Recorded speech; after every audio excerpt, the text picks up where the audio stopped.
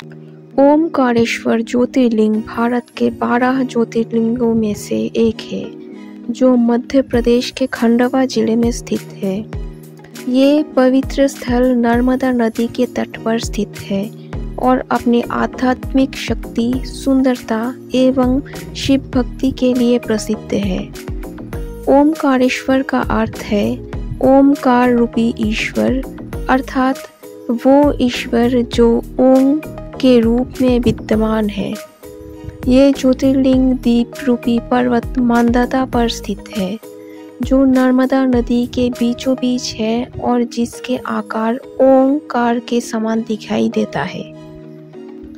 पौराणिक मान्यताओं के अनुसार एक बार विंध्याचल पर्वत ने भगवान शिव की कठोर तपस्या की। वो चाहता था कि शिव स्वयं उसे दर्शन दे और उसे महानता प्रदान करे।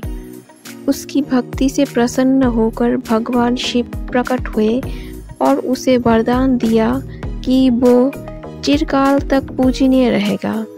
साथ ही उन्होंने वही अपने ओमकारेश्वर रूप में ज्योतिर्लिंग रूप में वास किया। एक अन्य कथा के अनुसार एक बार तीनों लोकों में असुरों का अत्याचार बढ़ गया था।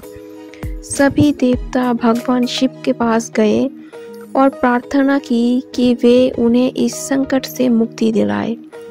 शिव ने ओम का रूप धारण करके इस पवित्र स्थल पर प्रकट होकर असुरों का संहार किया। तभी से ये स्थान ओमकारेश्वर कहलाया और यहाँ शिव का पूजन ज्योतिर्लिंग के रूप में होने लगा।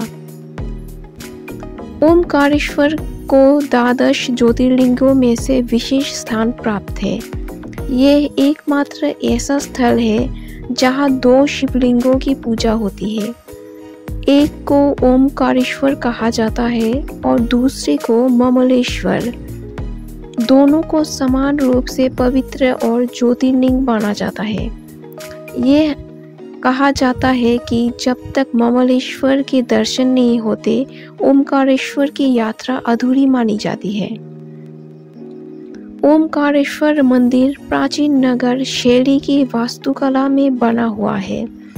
ये मंदिर पत्थरों से निर्मित है और इसकी दीवारों पर सुंदर नक्काशी की गई है।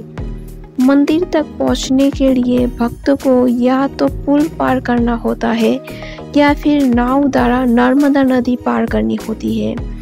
मंदिर के भीतर मुख्य गर्भगृह में शिवलिंग स्थापित है, जिस पर दिन भर जल, दूध, बेलपत्र आदि अर्पित किए जाते हैं। महाशिवरात्रि, श्रावण मास और नर्मदा जयंती जैसे अवसरों पर यहाँ विशेष पूजा अनुष्ठान होते हैं।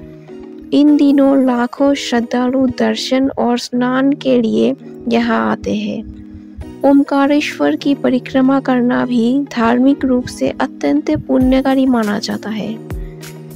ओमकारेश्वर ज्योतिर्लिंग ये संदेश देता है कि ओम ही ब्रह्मांड का मूल ध्वनि है और शिव ही उस दिव्यता के प्रतीक है। यहाँ आकर भक्तों को आत्म शांति, भक्ति और मोक्ष की अनुभूति होती है।